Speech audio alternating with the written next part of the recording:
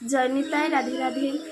অনেকে বলে গুরু টুরু প্রয়োজন হয় না, কিন্তু গুরু ছাড়া যে গোবিন্দের কাছে পৌঁছানো যায় না, এর একটি দৃষ্টান্ত আমি আপনাদেরকে দিই। একবার স্বামী বিবেকানন্দ রামকৃষ্ণ পরমহংসদেবকে জিজ্ঞাসা করেছিল যে, হে গুরুদেব, জগতে সবাই বলে নাকি গুরু ছাড়া গোবিন্দের কাছে পৌঁছানো যায় না, এটা কি সত্যি? রামকৃষ্ণদেব বলেছিলেন হ্যাঁ। কেন? তো রামকৃষ্ণদেব তো খুব যুক্তিবাদী ব্যক্তি ছিলেন।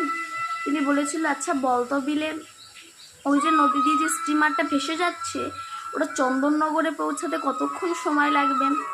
বলেছিল এই ঘন্টা 2 লাগবে। আচ্ছা ওর পেছনে যে ছোট ডিঙি নৌকাটা আছে, ওটা কতক্ষণ লাগবে? বলে ঘন্টা 10 লাগবে।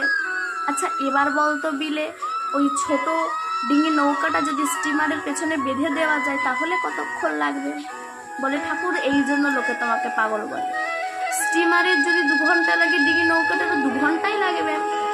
রামকৃষ্ণদেব বলছে, আমি পাগল নই, তুই পাগল। কেন?